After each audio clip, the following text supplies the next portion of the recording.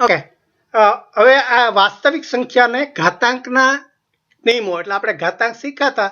આમ તો એ જ નિયમો છે, પણ અહીંયા ખાલી એટલું જ વધારાનું છે કે જેનો પાયો છે એ વાસ્તવિક સંખ્યા છે. એટલે આપણે આ પેલું શીખી જ ગયા કે આ જે એ છે એ આર પ્લસનો સભ્ય છે, એટલું જ ખાલી વધારાનું. બાકી જે એના સિદ્ધાંતો છે ઘાતાંકમાં આપણે શીખ્યા હતા કે ગુણાકારનો સરવાળો થાય, એટલે કે આ એનો પાયો હોય એના ઉપર 5ની ઘાત હોય ગુણ્યા એની માથે 3ની ઘાત હોય તો આનો જવાબ એની માથે 5 વત્તા 3 થાય. બસ આ વસ્તુ આપણે પહેલા શીખ્યા હતા. પણ અહીંયા એટલું જ કહે છે કે આ એ છે એ આર પ્લસનો પાયો છે. એવી રીતે આ 5 ને 3 લેતા હતા એની જગ્યાએ પણ ગમે તે હોઈ શકે કે આ 5ની જગ્યાએ એમ અને એન પણ લઈએ કે એની માથે એમ હોય ગુણ્યા એની માથે એન હોય તો આનો જવાબ પણ એ એમ પ્લસ એન થાય. એટલે પાયો એ છે અને એમ અને એન ઘાત. તો આ એમ અને એન જે બીજગણિતના લઈએ એ પણ આપણે આ ઝેડના એટલે કે પૂર્ણાંક સંખ્યાના સભ્ય છે એમ ખાલી કહેવું પડે. એટલે આપણે બીજગણિતમાં જે શીખ્યા હતા એને અહીંયા અંક ગણિત સાથે સુમેળ કર્યો છે કે જે આપણે એ બી સી કહેતા હતા તો એ બી કોણ છે, આ એ કોણ છે, એમ કોણ છે, એન કોણ છે, એ ખાલી આ રીતે મૂકવાના છે.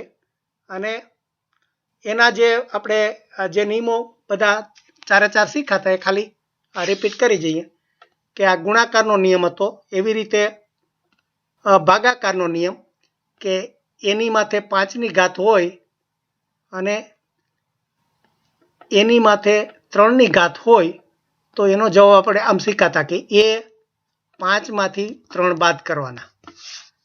આ શીખ્યા હતા. અને એને હવે આપણે આ જે ગણની ભાષામાં મૂકીએ તો એની માથે જો એમની ઘાત હોય અને એને ભાંગ્યા એની માથે એનની ઘાત હોય તો આ 5 ને 3ની જગ્યાએ આપણે એની માથે એમ માઇનસ એન થાય. હવે એમ અને એન પૂર્ણાંક સંખ્યા છે એમ કહી શકીએ આપણે. પણ આમાં એમ અને પૂર્ણાંક છે પણ એમાં આપણે મેં કીધું ને કે 5 ને 3 એ 5 મોટો છે 3 નાનો છે. એટલે એ બરાબર આપણે 5 લીધા અને એમ બરાબર અને એન બરાબર 3 લીધા. પણ જો આ ગમે એ હોય આનાથી ઉલટું થાય તો શું થાય? ધારો કે એમની જગ્યાએ હું 5ની જગ્યાએ એમ કે 2 લઉં અને આ 3ની જગ્યાએ 7 લઉં તો શું થાય? આમાં જો આપણે એમ અને એની કિંમત જો હું આ રીતે લઉં કે એની માથે 2ની ઘાત ભાંગ્યા એની માથે આ 7ની ઘાત, તો આને સૂત્ર પ્રમાણે એ 2 - 7 થાય. તો 2માંથી 7 બાદ કરવા પડે તો એની માથે એટલે એને છેદમાં જવાબ આવે. એટલે કે એનો અર્થ 1ના છેદમાં એની માથે 5 ઘાત આવે. પણ એ હવે એમ કે એન કોણ નાનું મોટું છે એ પ્રમાણે 3 શરત આવે એમ કે કાં બે સરખા હોય, કાં એમ મોટો હોય, કાં એન મોટો હોય. એટલે અને જો બંને સરખા હોય તો શું થાય? આપણે જો આ થોડું એકને એક નિયમ જરા આ 3 જુદી જુદી શરતોમાં આવે કે એની માથે એમ હોય અને એના છેદમાં એન હોય. હવે એની કિંમત પણ 5 હોય, એમની કિંમત 5 હોય અને એની કિંમત પણ 5 હોય તો શું થાય? આનો જવાબ શું આવે?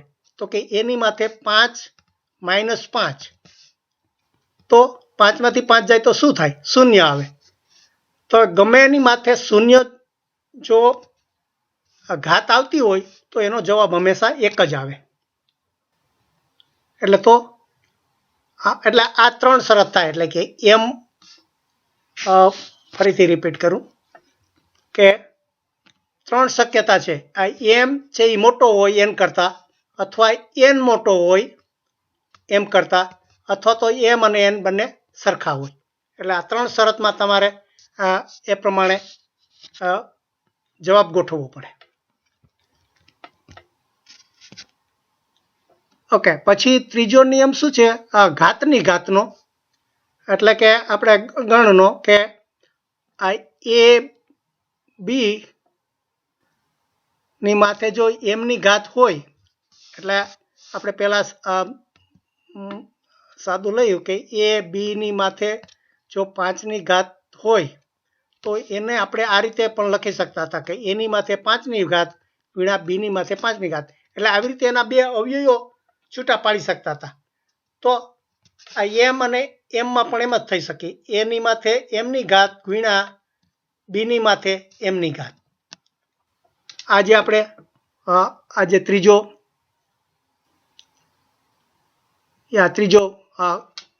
એનો ગુણધર્મ છે. એટલે ના, એ ઘાતની ઘાતનો ત્રીજો છે. એટલે એમાં શું છે કે ઘાતની ઘાત હોય કે એની માથે 5ની ઘાત હોય અને એની માથે પાછી 3ની ઘાત હોય, તો એનો જવાબ આપણે શું કરતા હતા? એની માથે 5 ગુણ્યા 3 આવું કરતા હતા, એટલે કે એની માથે 15ની ઘાત. તો એને આ 5 ને 3ની જગ્યાએ આપણે એમ અને એન પણ લઈ શકીએ કે એની માથે એમની ઘાત, એની માથે એનની ઘાત હોય તો એનો જવાબ એની માથે એમ એન, એટલે એમ અને એનનો ગુણાકાર થાય. એ આપણે ત્રીજો ગુણધર્મ છે. પછી ચોથો મેં સમજાવી દીધો કે એ 12 તમે બંનેનો ગુણાકાર કરી શકો. એવી રીતે આ પાંચમો છે ભાગાકારનો છે કે આપણે એ ને બી ની માથે જો 5ની ઘાત હોય તો આપણે એને એની માથે 5ની ઘાત અને બીની માથે 5ની ઘાત લખી શકીએ. એવી રીતે જો એમ આપણે એને છેદમાં બી ઉપર એમ જો હોય, એટલે મેં કીધું ને કે આ જે આપણે આંકડા પહેલા કરતા હતા એને ખાલી આપણે એના ગણમાં દર્શાવી શકીએ, એટલે કે એની માથે એમની ઘાત અને બીની માથે એમની ઘાત. આ રીતે એણે આ બધા 5 નિયમો જે આપણે ઘાતમાં ખાલી અંકગણિતના આંકડામાં શીખ્યા હતા એને બધાને લાગુ પડી શકે ગમે તે. કે જો આટલું એમાં યાદ રાખવાનું છે કે એ છે એ આરનો સભ્ય છે. જો આર માઇનસ આને શું કીધું -1 છે. એટલે ખાસ એટલે શીખવાનું કે આ એ છે એ ખાલી આરનો સભ્ય છે એટલું નહીં, પણ એ પાછો 0 ના હોવું જોઈએ. એટલે જો એ આપણે કેવું હોય તો શું કહેવાય કે આર નો ગણ છે, આ આર નો પોઝિટિવ નહીં પણ ગમે તે ગણ હોય એમાંથી આપણે 0 નહીં હોવો જોઈએ, એટલે 0 બાદ કરવો પડે. એટલે આ આર માઇનસ આ શૂન્યનો ગણ બાદ કરી નાખો, એટલે શૂન્ય સિવાયની ગમે તે સંખ્યા એમાં હોવી જોઈએ, એ શરત આપણે મૂકવી પડે. અને એવી રીતે આ એમ અને એન છે એ પૂર્ણાંક સંખ્યાનો સભ્ય હોવો જોઈએ, એટલે કે ઝેડનો સભ્ય હોવો જોઈએ. બસ આ બે વસ્તુ લઈને આપણે જે અંકગણિતમાં શીખાતા એ જ નિયમો અહીંયા બધા લાગુ પડે છે. એટલે આ પછી એના બધા જુદા જુદા દાખલા આપ્યા છે. અને ખાસ મને લાગે શૂન્ય માટે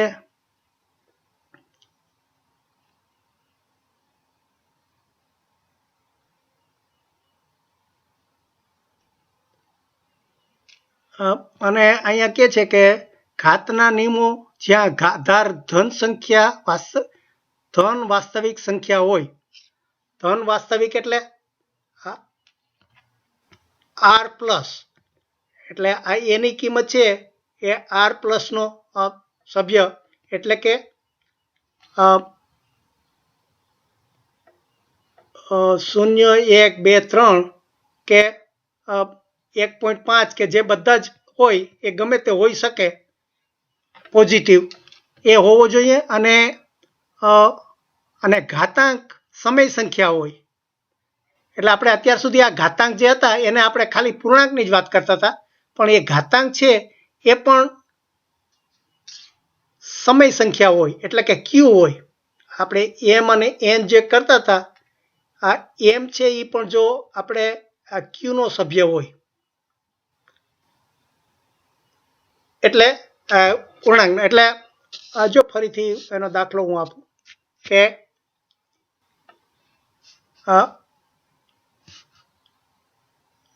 આપણે પાયામાં ધારો કે √5 હોય અને એનું આપણે વર્ગમૂળ શોધવું હોય તો આ જે વર્ગમૂળ છે એને આપણે ઘાતમાં લખવું હોય તો 1/2 પણ લખી શકીએ. આ √5 છે એને આપણે એ કહીએ તો એની માથે 1/2 ની આપણે અત્યાર સુધી એની માથે 5ની ઘાત કે 3ની ઘાત એવી જ વાત કરતા હતા ને, એને બદલે જો આ 1/2 ઘાત પણ હોઈ શકે. એટલે કે આ જે ઘાત છે આ એમ કહીએ એ આપણે ક્યુનો સભ્ય પણ હોઈ શકે. એટલે આ છે ક્યુ કહેવાય. આ 1/2 છે એ ક્યુનો સભ્ય થયો. એટલે કે એ અપૂર્ણાંક સંખ્યા પણ હોઈ શકે. ખાલી પૂર્ણાંક જ હોય એવું નહીં, અપૂર્ણાંક સંખ્યા હોય તો પણ આ બધા નિયમો લાગુ પડે છે. કે આ જે 5 નિયમો આપણે શીખ્યા, આ જે 5 નિયમો શીખ્યા એ બંને રીતે કે એ ઘાતાંક છે એ ઘાતાંક એટલે કે એમ એ ક્યુનો સભ્ય છે, અથવા તો આ ઘાતાંક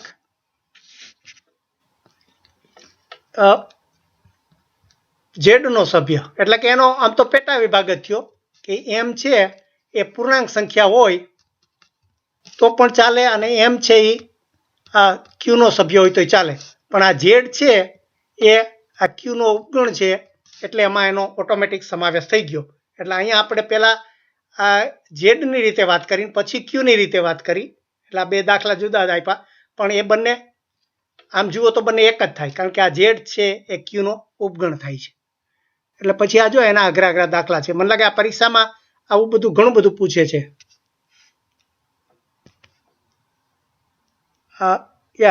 બસ મને લાગે અહીંયા બધું પૂરું થાય છે.